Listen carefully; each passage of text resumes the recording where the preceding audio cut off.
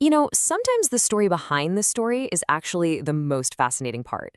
Today, we're going to dive into a children's book that has a pretty amazing secret of its own, a whole other adventure that happened behind the scenes, and it all started with one simple thought.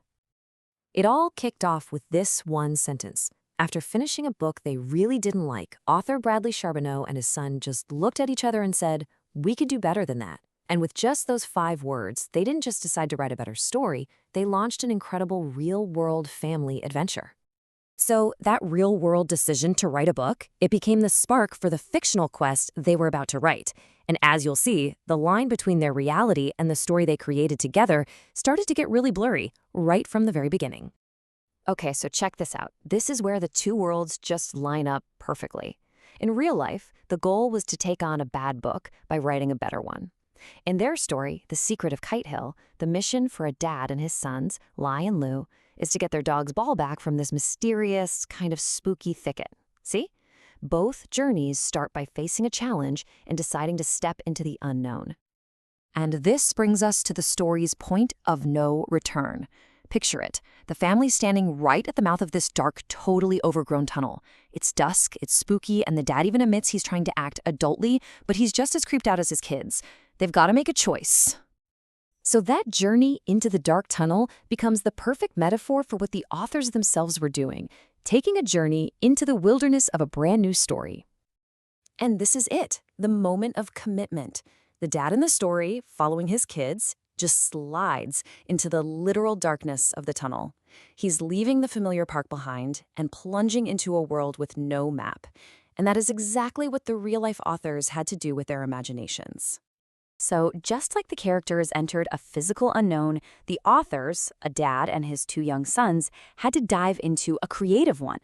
And for them, that process began by just embracing the wild, unfiltered, and frankly, brilliant ideas of the kids. And you've got to see what that brainstorming actually looked like. It starts pretty classic, right? Ooh, maybe it's haunted. Or, no, I know, we find treasure. But then it just escalates immediately to blowing up castles with grenades, and of course, ending with an all-you-can-eat French fry buffet. This is just pure, chaotic, wonderful kid-fueled creativity. The author, Bradley Charbonneau, actually describes their whole creative process with this perfect phrase. It wasn't a straight line, it was wonderfully unpredictable, zigzagging all over the place, just like the ideas his sons were throwing out. Now let's go deep inside the fictional cave where the characters face a choice that perfectly merges the biggest challenge of their real-life collaboration. How do you merge 3 very different perspectives into a single story? So in the book, they get to this big cavern, and they can hear their lost dog Pepper yelping. But the problem is, the sound seems to be coming from 3 different tunnels all at the same time. This is that pivotal moment where they decide to split up, each one taking their own path to find the dog. And this moment gives us this fantastic, hilarious line from 8-year-old Lou. It just perfectly captures that kid logic and humor that really defined their whole process. This wasn't just a dad writing a story. This was a team of co-creators, and everyone had their own unique voice.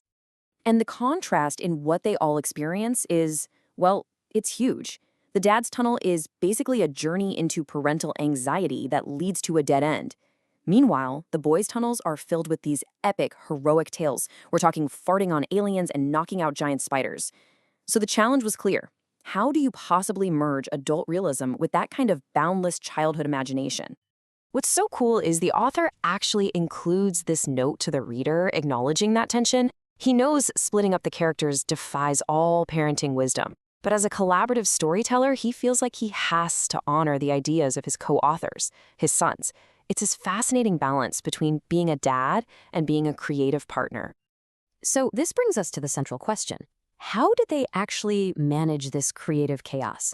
I mean, how did they turn 3 separate, wild ideas into one finished, published story? Well, their secret was a real, tangible process they developed. It was a 5-step formula that let them harness all that chaotic energy and actually turn it into a book.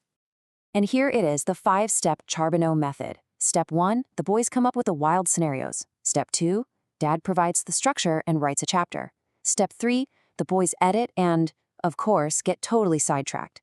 Step 4, dad uses popcorn and gum bribes to get them back on track. And finally, step 5, they publish, and the boys get the profits. It's just this genius mix of imagination, structure, and some very practical motivation. And did this formula work? You bet. The proof is right here. This simple, effective, and fun process hasn't just produced one book, but 3. The Lion Lewitt Adventure series is a total testament to their unique method. But the books themselves are really only part of the story. Because in the end, for both the characters coming out of that cave and for the authors finishing their manuscript, the journey was about discovering something way more valuable than a lost dog or a finished story. Near the end of the book, the dad says this to his sons. The adventure they all shared becomes their secret. It's a bond that was forged down in those tunnels, something that belongs only to them. And that fictional secret points directly to the real treasure they found. The true reward wasn't just the finished book on a shelf, but the whole process of creating it. They built a stronger relationship, unlocked their imaginations, and discovered the unique magic of making something together. Ultimately, their story is this incredible reminder that the greatest adventures aren't really defined by the destination, but by who you share the journey with, whether that journey leads through a spooky tunnel or just through the pages of a story you create together. And that leaves us with one final thought. It doesn't have to be a book. It could be anything. So what's an adventure, big or small, that you could start with your family?